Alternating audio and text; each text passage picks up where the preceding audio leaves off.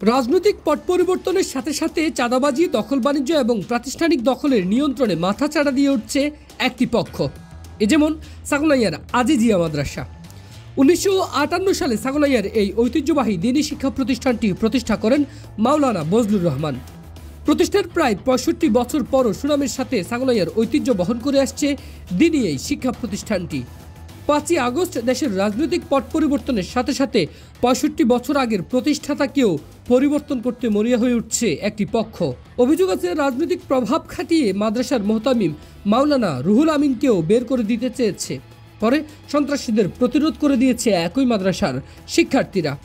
মাদ্রাসা বন্ধ থাকাকালীন অবস্থায় মাদ্রাসায় টাঙিয়ে দেওয়া হয়েছে নতুন মাদ্রাসা প্রতিষ্ঠাতার নাম। এ যেন মামার বাড়ির আবদার। এই ঘটনায় আরও তথ্য জানতে আমরা গিয়েছিলাম ছাগলনাইয়াতে। কথা বলেছি মাদ্রাসার শুরা কমিটির সদস্য, প্রাক্তন শিক্ষার্থী, বিগত 66 বছর ধরে যে প্রতিষ্ঠানটির প্রতিষ্ঠাতা হিসেবে পরিচিত মাওলানা বজলুর রহমানের বংশধরদের সাথেও।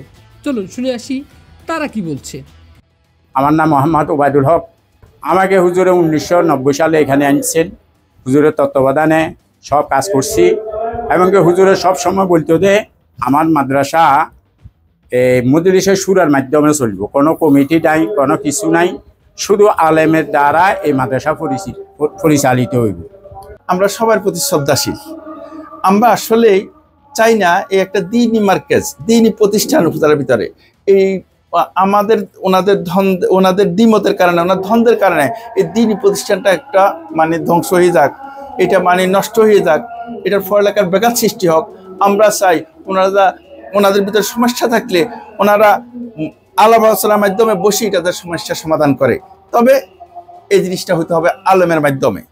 যেহেতু এটা মাদ্রাসা, এটা দ্বীনি প্রতিষ্ঠান, এটা একটা মজলিসের সুরা আছে, মজলিসের সুরার মাধ্যমে। আর নয় আপনার ফেনী এলাকায় বাংলাদেশে অনেক আলেম আছে, আলেমরা আসে বসে এটার সমস্যার সমাধানটা করুক। তবে বাইরে কোনো রাজনীতিক, কোনো কর্তৃত্ব যারা এখানে দ্বীনি মার্কেজটা কি, একজন আলেমের মর্যাদা কি, যারা এটা বুঝে না, তারা যাতে এখানে যাতে হস্তক্ষেপ না করে। আমি এই মাদ্রাসার ছাত্র ছিলাম, মাওলানা বজলুর রহমান সাহেবের আমলে আমি ছাত্র ছিলাম। এখানে লেখাপড়া করেছি। মাওলানা বজলুর রহমান সাহেব এই মাদ্রাসার প্রতিষ্ঠাতা ছিল। আমরা দেখছি ওনার কাছে লেখাপড়া করেছি। তারপরে আমি না খালি অনেক ছাত্রছাত্রী এখানে লেখাপড়া করেছে। মাওলানা বজলুর রহমান মাদ্রাসার প্রতিষ্ঠাতা ছিল। আমরা এখন চাইতেছি যে মাদ্রাসা প্রতিষ্ঠাতা মোহতাম সাহেবের আওলাদছি। আমরা মাদ্রাসা মতলে আমরাই যোগ্যতা, হেরা কেন বলবো। আর এর দাদা তো জবরদস্তি করে আসছে, আবার 2 বছর চলে গেছে। এরপরে এর বাবু আসছিল 2 বছর কত মাস, এও চলে গেছে। এখন তো আমি চাইছি যে মানে আমরা চাইতেছি এখানে মাদ্রাসার মতলি ফাইবার ভোগ করতে হবে, কাগজপত্র অনুযায়ী আমরা দাবি, আমরা এটাই চাইতেছি।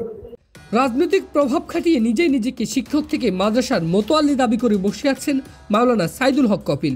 এমনটাই দাবি করেন প্রাক্তন শিক্ষার্থী ও মাদ্রাসার শিক্ষকরা। ছাগলনাইয়ার ঐতিহ্যবাহী এই দ্বীনি শিক্ষা প্রতিষ্ঠানটি বিগত 66 বছর ধরে এমন কোনো বিতর্কের অভিযোগ পাওয়া যায়নি। সকল প্রশ্নের উত্তর খুঁজতে আমরা কথা বলেছিলাম মাদ্রাসার মোহতামিম মাওলানা নুরুল আমিনের সাথে।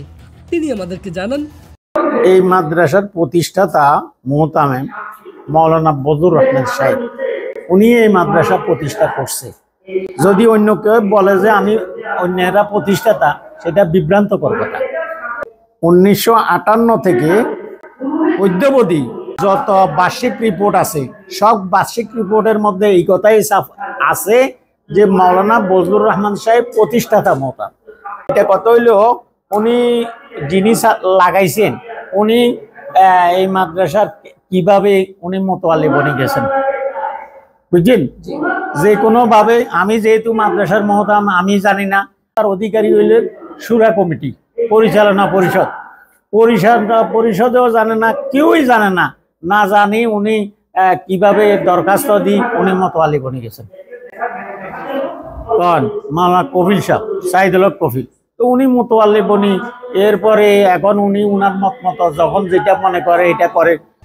যার বিরুদ্ধে এত অভিযোগ, সেই সাইদুল হক কফিলের সাথেও যোগাযোগ করেছি আমরা। অভিযোগের বিষয়ে জানতে চাইলে তিনি সবকিছু অস্বীকার করে বলেন, আপনি যাওয়ার পর মাদ্রাসার শিক্ষার্থীরা ক্লাস বর্জন করেছে। ক্লাস বর্জন করার পর তারা আসলে আপনার বিরুদ্ধে বিভিন্ন স্লোগান তারা দিয়েছে। সব কিছু মিলিয়ে আপনার বিরুদ্ধে অভিযোগ আপনি মাদ্রাসাতে প্রতিষ্ঠাতার মাধ্যমে মাদ্রাসার অভ্যন্তরীণ বিষয়ে হস্তক্ষেপ করছেন, সেখানে রাজনৈতিক প্রভাব বলয় খাটানোর চেষ্টা করতেছেন। আপনার অনেকেই হয়তো প্রভাবশালী রাজনৈতিক নেতৃত্বে অনেকে আপনার হয়তো আত্মীয় স্বজন আছে, সেটাকে আপনি প্রভাব হিসেবে কাজ করার চেষ্টা করতেছেন। সবকিছু মিলে আসলে আপনার বক্তব্যটা কি? আপনি যেটা বলতেছি আপনাকে প্রতিষ্ঠাতার ব্যাপারে, আমি তো জিনিসটা বলছি আপনাকে, প্রতিষ্ঠাতা দলিলের মধ্যেই আছে। প্রতিষ্ঠাতাকে দলিল যার নামে, সর্বপ্রথম যে দলিলগুলো ওনার নামে, এবং উনি প্রতিষ্ঠাতা, এমনকি উনি যে প্রতিষ্ঠাতা এটা 2007 সালের সরকারের মধ্যে আছে। আব্দুল সাহেবের আমাদের সাবেক অতিরিক্ত সচিবের বাণীর মধ্যেই আছে এখানে। তো এটা আছে, আপনি আমার কাছেও আছে জিনিসটা। যদি আপনি আসেন মাদ্রাসায় আসেন দেখবেন। আচ্ছা, আপনি যখন আসেন আছে সেখানে প্রতিষ্ঠাতা কি হলো লিখছে সেটা। আচ্ছা, হ্যাঁ। তারপরে 2 নম্বর কথা হলো যে আমার যে মোতালিটা হওয়া, এটা হলো আসলে মোতাসাব বর্তমান মোতামিম সাহেবের সাথে যিনি যারা ল্যান্ড দাতা যারা, অর্থাৎ সর্বপ্রথম হাবিবুর রহমান সাহেব, ওনাদের সন্তানদের সাথে একটা বিরোধ ছিল। ওনারা মোতালিফার জন্য গেছেন। তখন মোতালে কাগজপত্র গুলো দেখার পরে বন্ধু ওখানে তো আপনাদের নাম দলিল একটা শুধু, এখানে দলিল দেখা যাচ্ছে মোট 7টা দলিল।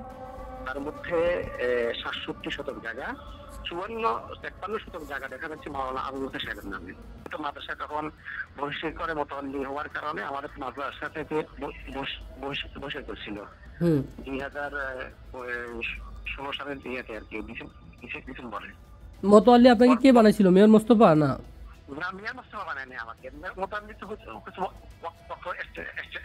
বুঝতে পারছি। ছাগলাইয়া বাজারের প্রাণকেন্দ্রে এই দ্বীনি শিক্ষা প্রতিষ্ঠানটি যুগ যুগ ধরে ছাগলাইয়ার ঐতিহ্য বহন করে আসছে।